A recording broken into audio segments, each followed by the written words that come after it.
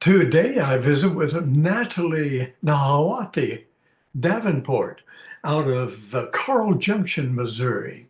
I'm Rick J, and this is Spotlight on the Arts.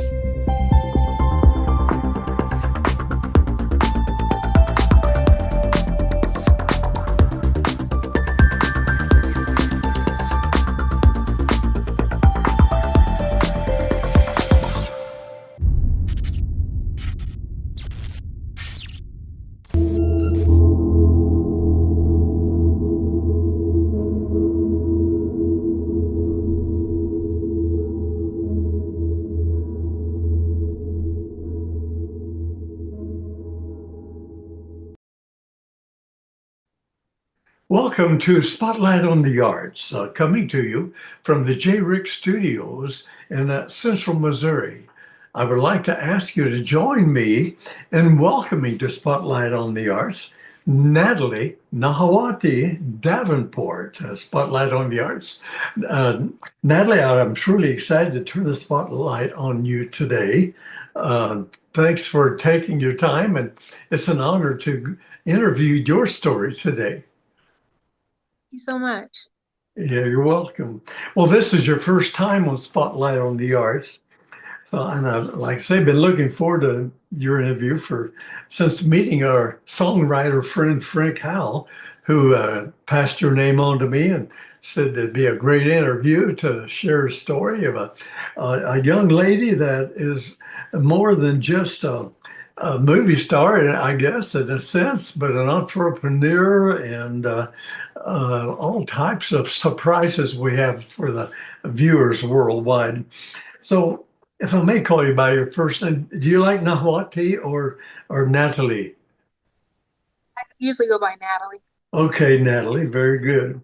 Can you share with the folks worldwide a little bit about Natalie Davenport, please? Um, my name's Natalie Davenport. I was born here locally, Joplin, Missouri. I grew up on a racehorse farm. My father specialized in racehorses and Appaloosas and thoroughbreds and quarter horses. Oh, And my. then, so I've always been around a lot of animals. I love animals. Um, I grew up in this area. I became a nurse practitioner, so I worked here locally. Um, and then I also, as you know, have invented some things for animals and other products. Um, and And I just like, schooling, did you study for uh, your nurse program locally there in Joplin? I went to NEO first, and became a registered nurse. So then my next thing that I did was become a Bell's bondsman And and General Bell's bondsman and put some money up with the state. And that was just to earn some extra money for school. I see.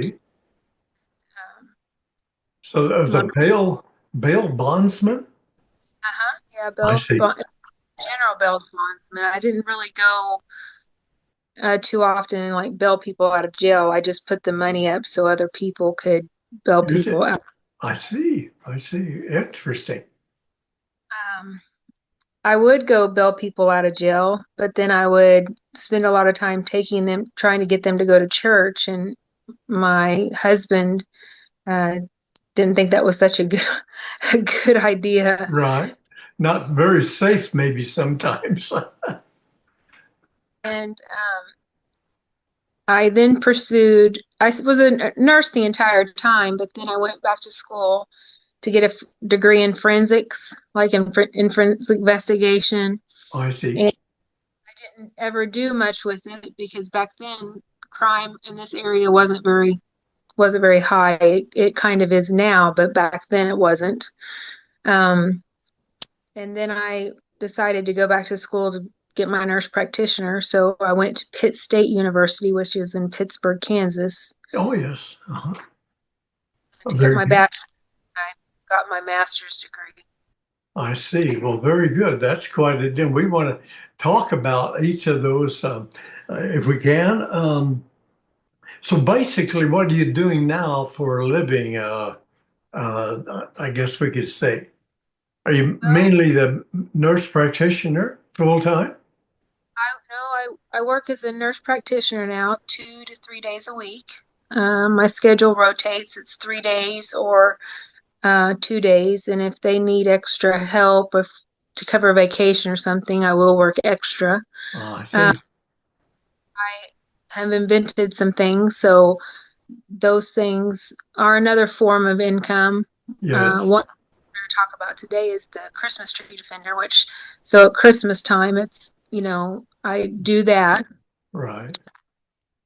And then I mess around a lot with animals. I'm an animal person, so Uh-huh. I spend a lot of time with animals, but that's not really an income. It's more of a more of a hobby. Um, I uh, do like little birthday parties if somebody would ask me With to, because uh-huh. Okay, very good. Well, I wanted to introduce you as a lady of many talents, and so we're trying to get a feel for the first one I've really interviewed that's like an entrepreneur in the fields of invention, acting, nurse practitioner, even holding patents. So what can you tell us how that all came about? Did that encourage you, or just things fell into place? How does one become interested in, should we sure. say, being an entrepreneur? You just go for it. Now it was probably about 28 to 30 years ago, Uh-huh. uh, when computers were just starting to be a thing, Uh-huh. and you could play chess online, and I like to play chess. And Ah. so I would play chess online, and there was one certain person with a call name that I would play a lot, and every once in a while he would always beat me. But every once in a I see. while I would get a good move, so I'd send like Uh-huh. a happy face, because you could send like little emoji almost. They weren't called Ah. emojis then, but you could send like Yes. a little happy face, or he could send a frown face, or those kind of things. And then Sure. it got to where you actually could send a few words or type a few words. And it turns out he was a person that lived in Dubai. And we liked to play each other in chess all the time. And then we Uh-huh. became friends, and we would chat online as we played chess. And I was um kind of griping a little bit, because I was saying how hard it is sometimes to get really ahead. I had adopted a child, and Uh-huh. it was very expensive, and put myself through nurse practitioner school, and was paying off the that kind of stuff. And it was just felt like every time I turn around, I wasn't ahead. I was having to work harder or think of something else. And so I said, I have these ideas, but I don't know how to go about it. Uh-huh. And I said, he said, well, what are your ideas? And I was kind of afraid to tell him at first, and he's like, okay, we played chess with each other for like 10 years. I Oh. might be able to help you. And so Uh-huh. I ended up telling him, and he said, it sounds like you've got some really good ideas. So why don't you find a patent attorney? And, if you need help, then I'll help you get started, like money wise. And so Yes. that's how I got started with Uh-huh. my inventions. Was I had those ideas, but when I was young, I'd always tell my parents, and they'd be like, "Oh, you're such a big dreamer," or like Oh, sure. So my now, mom said, "You can't make a Christmas tree rotate," or that kind of stuff. And then yeah. they come out with a rotating Christmas tree. Yes. So, So you're saying that you're really sort of wide open to trying to help anyone else oh to get yeah, I started. was. So they Mhm. can reach you at that 417 number.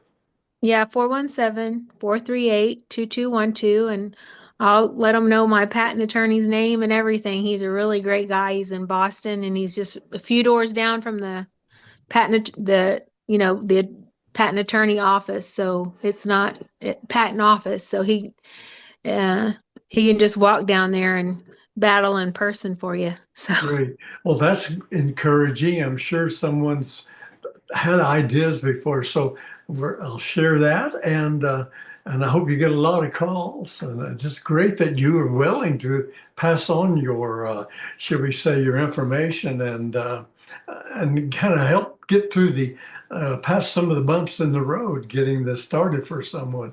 So very good. I want to thank you again. And my mom was a nurse by trade, and my dad, they were always dealt with animals too, yes, horses. My father was a school teacher. Did you get that? okay.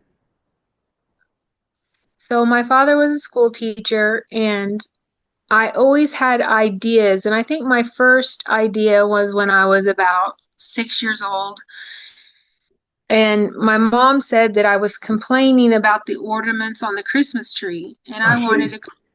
I wanted a Christmas tree that rotated so you could see all the ornaments. I didn't Ah, like the ones on the outside of the tree where you couldn't see them. And my mom was like, "Oh, you're a big dreamer. You there? We can't, really. I don't know what to do with that." My parents, they weren't. They never did anything that away, like invent something or. right. They was comfortable with what the things they were that they knew best with. Ah, can you share with us then?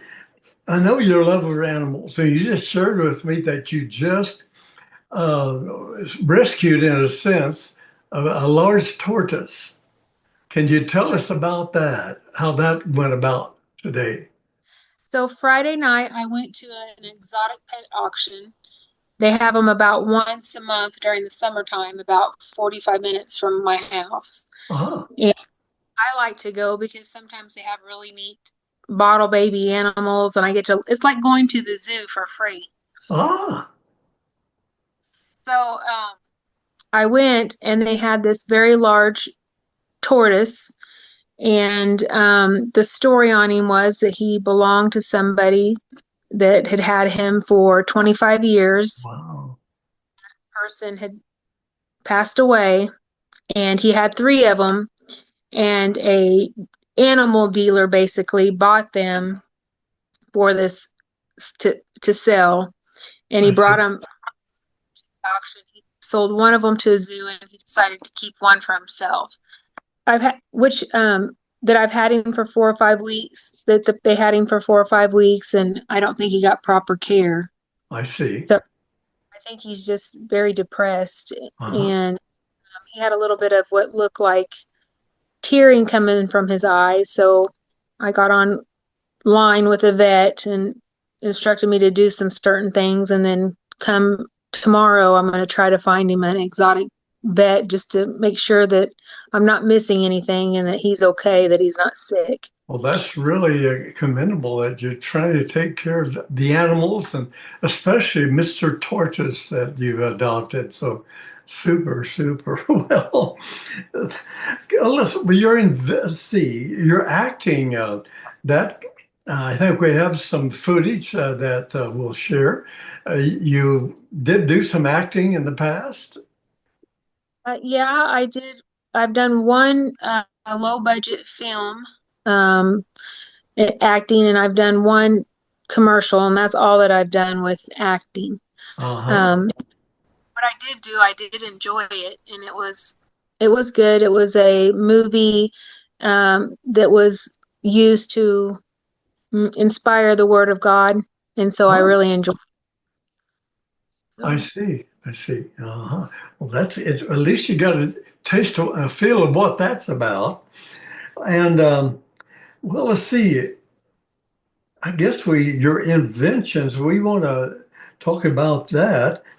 Um, what is your main invention we want to share? That's will take time, and that's your Christmas tree ornament protector. Tell us a little bit about that. okay. Rick J, let me tell you, the Christmas Tree Defender, I patented it in 2014, and it was one of my childhood. things that I came up with regarding a Christmas tree. Mhm. And it was after I had a cat actually get killed in a Christmas tree. So it was Oh, very, I see. cats like to climb up Christmas trees and they get inside of them to play and hide, and they actually enjoy it. But there's real dangers with them being inside a Christmas tree. When they jump out, they can get if it's an older tree, like with you put the lights on it, the Yes. Christmas wrapped around their neck. And they like to chew on the pine needles, even the fake ones or the plastic ones. And um, cat death is the highest from a Christmas tree accidents. Mm. Often, um, when you do look at the statistics of homes burning down from a Christmas tree accident, they're usually a home that has a cat. So Oh, I see. cats like to chew on wires or chew on the pine needles. All right. Um, or even drink the water from the Christmas. If it's a live Christmas tree, they like to drink the water. I see. So I came up with an idea to help keep cats from climbing up inside the Christmas tree, which helps protect the animal. It helps keep the ornaments that you treasure from getting knocked off and broken. Mhm. And it also allows you to spend time with your animals at Christmas time, because you don't have to go put them up because you have a tree out. Because a Yeah, lot of people or try to put up a baby gate to keep the animal out. I see. So, Great. Well, let's run that. I've got footage that off of YouTube. Let's run that and show people what we're talking about. So hang with us. Here is the Christmas tree. What do you call it? Christmas tree defender. Hi, I'm Natalie Davenport, inventor of the Christmas Tree Defender, and this is Nook Nookie, one of my 3 inside cats, and she's going to demonstrate for you guys how the Christmas Tree Defender works. This is her first time climbing a tree. If you'll notice, she's putting her paws down, checking what's going to support her weight. Cats are very smart animals, and they only climb what will support their weight. This is an artificial tree, and it doesn't have a trunk, but they know to hug the inside of the tree. You never see a cat climbing the outside of a bush, do you? No, you don't. You see them climbing the inside of the bush, and the reason they do is they have to have something that will support their weight. They're very smart animals. So she's having a good time, knocking off a few ornaments, looking around.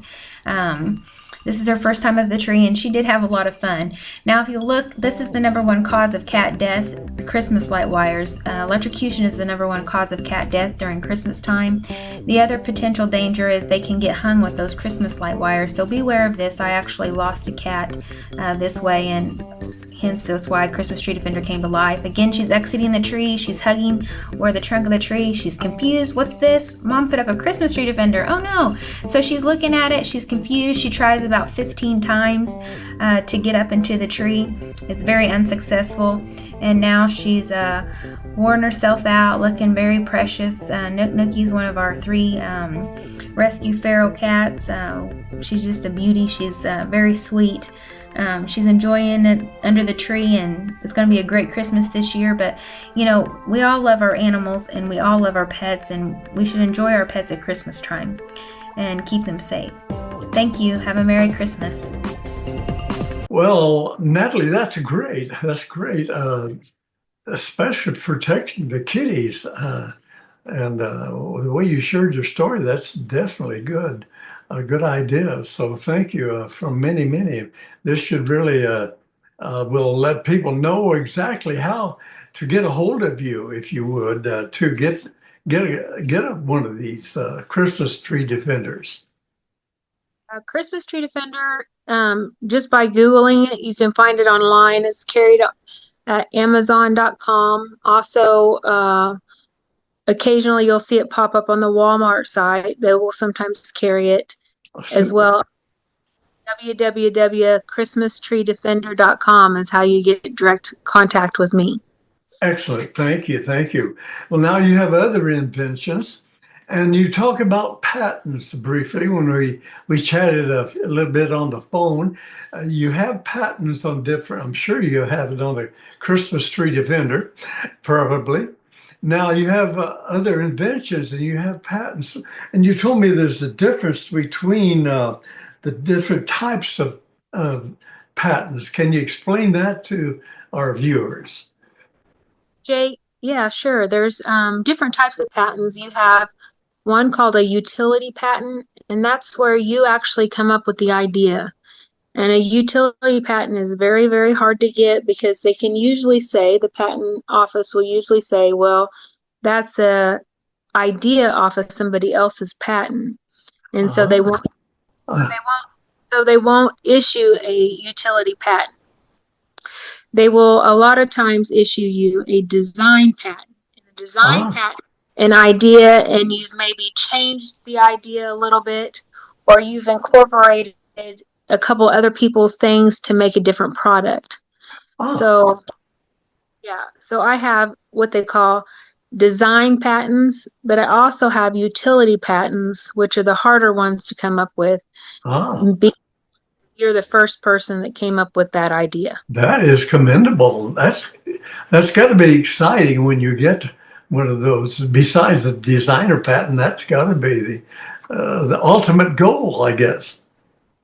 It's very exciting. It is very, I don't want to say it's like hard work not to discourage somebody, but definitely when you're working with a patent office, their goal is how it's been explained to me by my patent attorney, Uh-huh. is that they feel like everything that it can be invented has been invented, and they don't patents.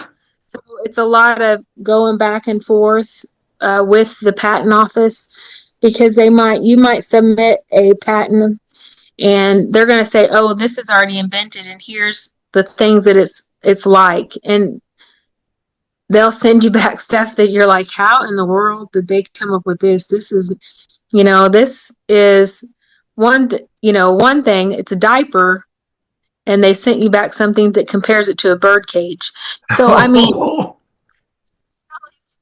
and then you have to spend the time, either your patent attorney or you, doing the work, writing the papers to show them that no, it's not. But they usually do that about 3 times, try to discourage you that way, and then you I just have to. see. Until you stick with it.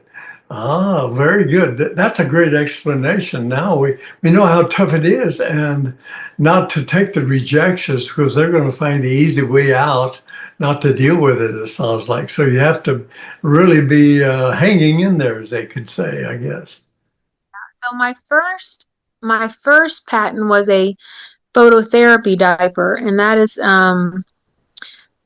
when a mother has a baby at the hospital, sometimes Yes. babies have jaundice.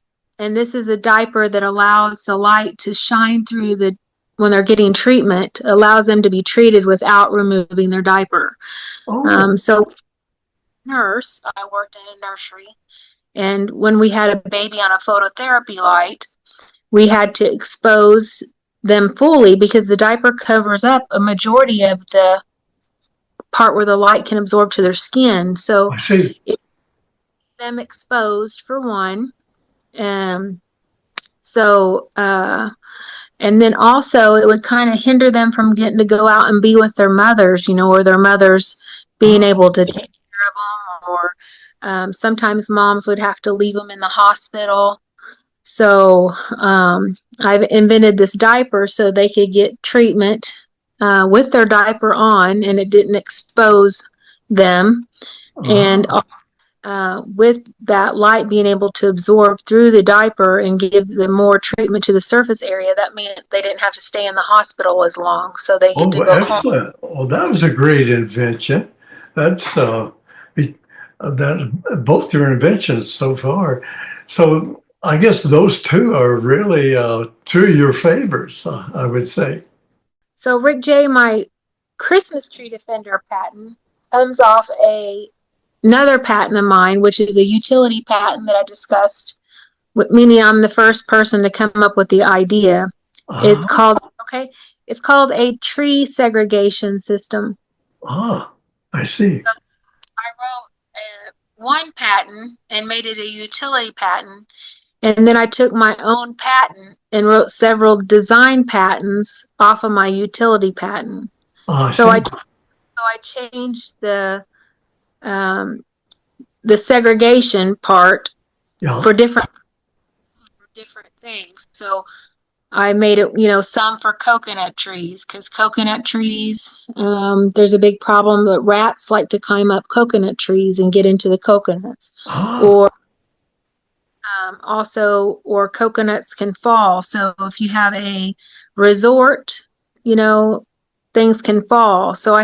I have a patent to protect those, and I have a patent to protect endangered species that live in trees from big cats. So So that invention protects the animals from, or protects the coconuts. well, it protects the coconuts so people can harvest them from the rats. But also it can protect coconuts from falling and hitting somebody in the Oh, head so it does two different things. I Um, see. and then I have another patent for a water floss and grout system cleaning system that actually is built into a shower head.